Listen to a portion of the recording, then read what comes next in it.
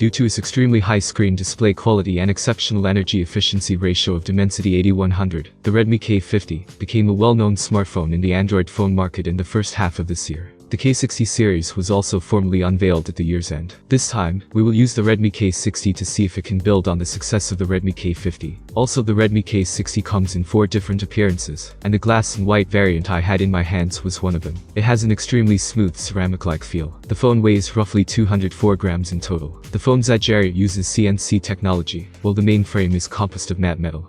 The space on the back near the center frame has been somewhat narrowed, and there is now a more seamless transition between the screen and the middle frame. The phone is only 8.59mm thick, and you won't get tired using it for an extended period of time because the hand feels good.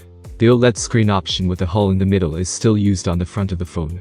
The screen has a 6.67-inch diagonal, a 3200 by 1440 resolution, a high refresh rate of 120Hz, a 480Hz touch sampling rate, and a local maximum brightness of 1400 nits. The layout of the screen is developed in the shape of a diamond, and it supports high-frequency PWM dimming at 1920Hz, so the screen still has excellent display quality. Additionally, compared to phones with curved screens, the Redmi K60's straight screen appearance makes it easier to affix tempered glass to the screen. The Redmi K60 uses the Snapdragon 8 Plus Gen 1 CPU. Unfortunately, the Snapdragon 8 Gen 2 is not utilized, therefore the Redmi K60 Pro is the best option if you want superior performance. Snapdragon 8 Plus Gen 1 is still quite good, though. AnTutu's score was 1,078,956, Geekbench 5's single-core score was 1270, and its multi-core score was 3999. The stability of the 20-round wildlife stress test has scored a 99.2%, which is the most unexpected result. This should be because the phone's internal VC heat dissipation material has a 5,000 square millimeters heat dissipation area, according to Redmi's official statement. It appears that if you play Genshin Impact, you might be able to keep the frame rate and screen brightness at a high level while playing a game. When tested in a 25 degrees Celsius indoor environment, this is in fact the case. The average frame rate for the 30-minute Genshin Impact game test was 57 FPS. The body's maximum temperature is 45.9 degrees Celsius, and the area of the phone's back closest to the camera is 38.7 degrees Celsius.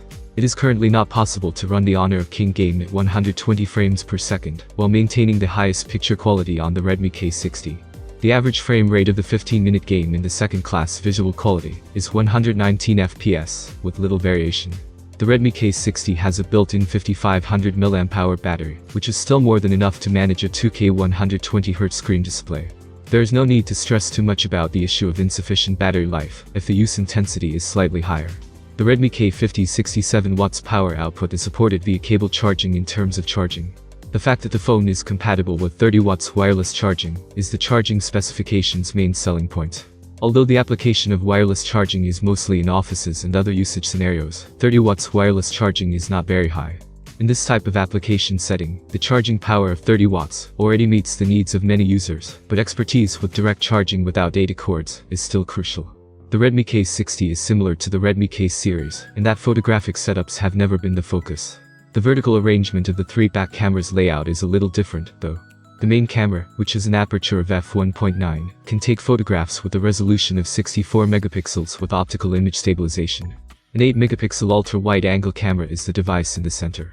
Although there is a square camera at the bottom, it is a 2-megapixel macro camera rather than a periscope telephoto lens.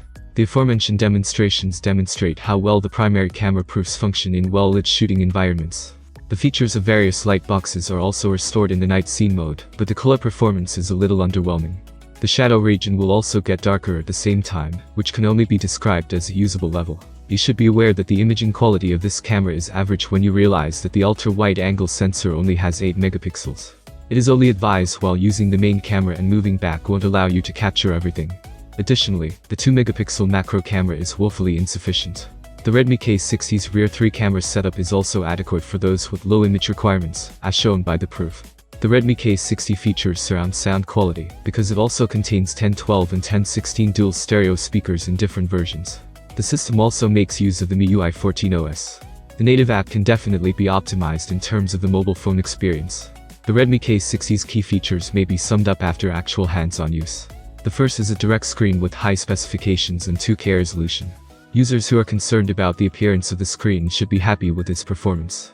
The Snapdragon 8 Plus Gen 1 is still usable in terms of performance, and can play games like Genshin Impact, and it also has a surprising heat dissipation performance. The Redmi series' drawback is also offset by its capabilities for wireless charging. Redmi K60 is a great option for you if you don't give much thought to your phone's photos, but still want a high-performance phone with high-cost performance. Thank you for watching this video. If you have any questions, I will expect them in the comments. Have a nice day and see you soon.